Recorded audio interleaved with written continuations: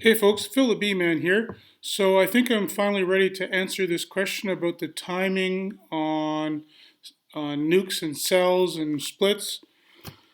And after I thought about it a bit, I realized it's actually kind of complicated. So I worked up a little bit of a guide here. So this is just like a universal calendar counting days from 1 through to 40. I don't know if we'll need 40 days, but so this is what we're going to work with. So then for each of the tasks we're doing, and I think each of these individually we understand. So if you're going to graph some queen cells, we all know that the queen lays an egg on day 1, you graphed on day 4, you might have some intervening steps here, transferring from starters to builders, builders to incubators. There's various, and we won't get bogged down in the weeds on that. Then on about the 14th or 15th day, depending on how fast your cells are developing, you're going to insert that cell into a nuke or a hive where you want it to hatch. And that happens by the end of the 16th day. And then so that's that process.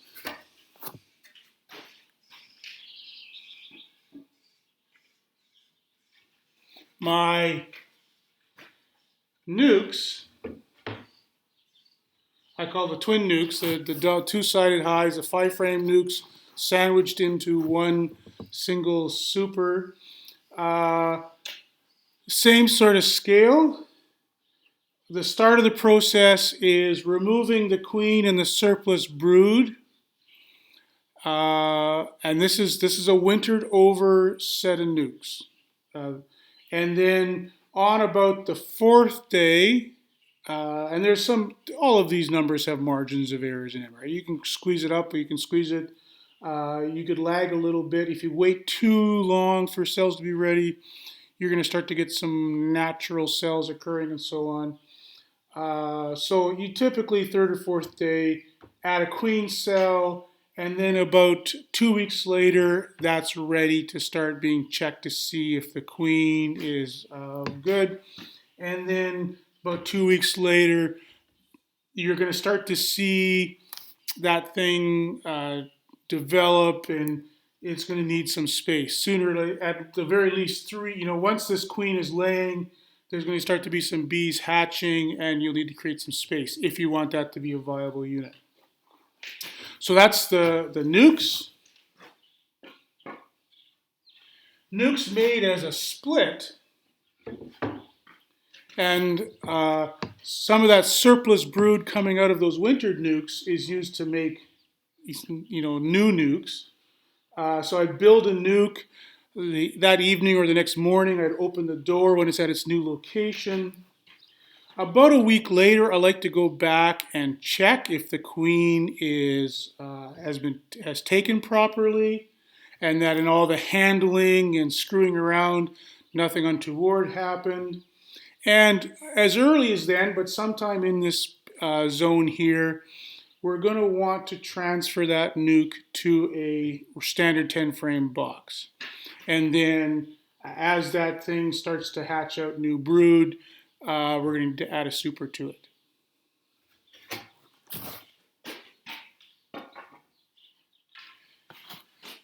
Lastly, we've got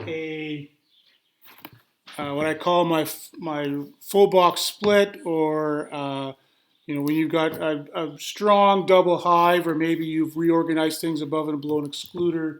So I call this first step is to isolate the brood. And then sometime in the next few days, you're going to skim that off, and I have a video on skimming, to take that split to a new location, allow it to be develop some queenlessness so that it's accepting of a new queen, and sometime, and there's quite a lot, this process has got quite a lot of margin of error.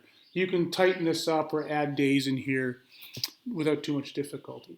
So, and then ultimately you add the queen, and probably you will at some point verify the queen and start supering it up.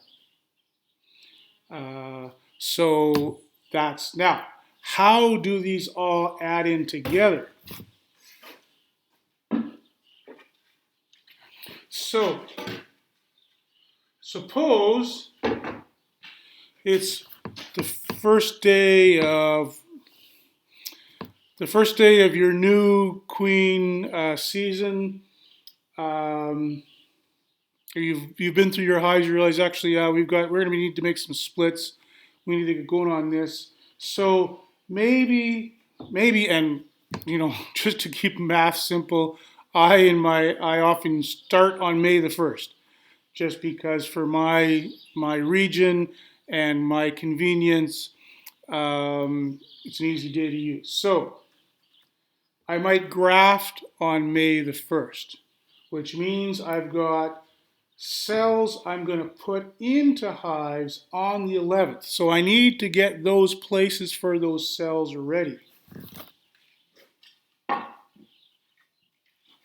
So I need these two dates to line up. Adding the queen cell in the twin nuke that's coming out of the queen cell process.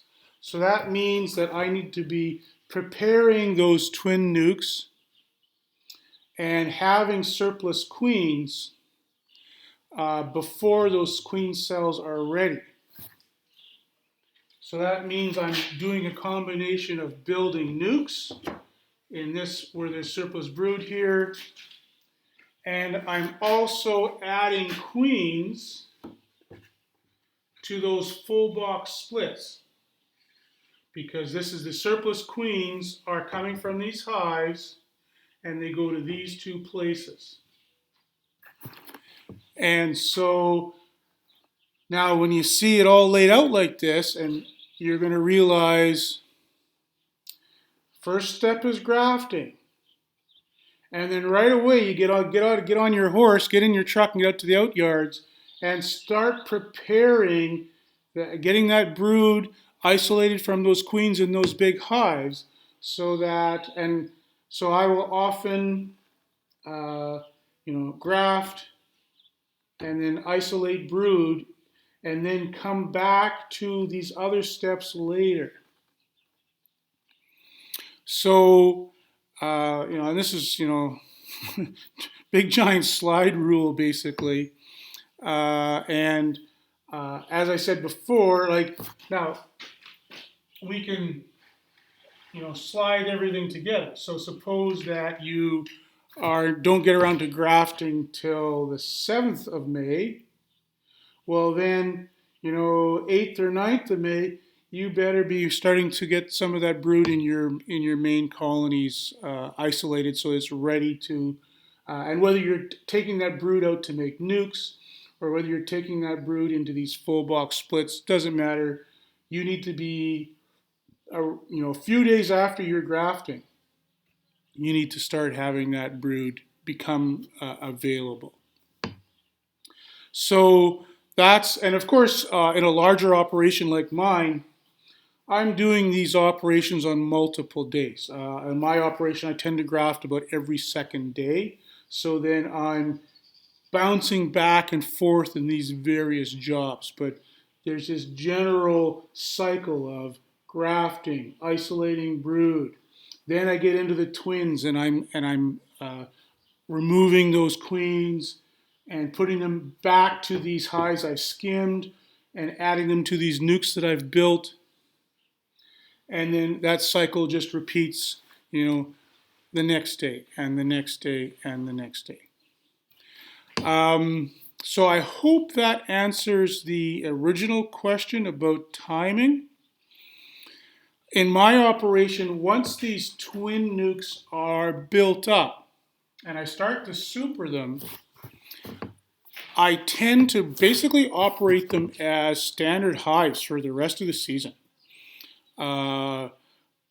Very little difference in my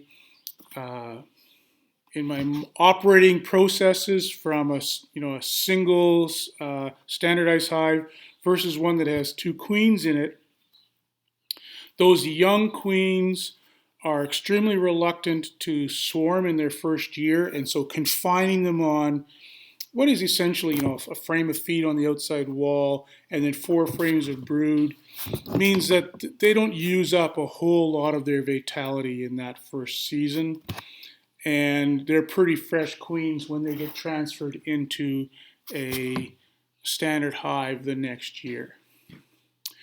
I think that's it. I'm going to bring in the camera a little closer just so if anyone couldn't quite see everything,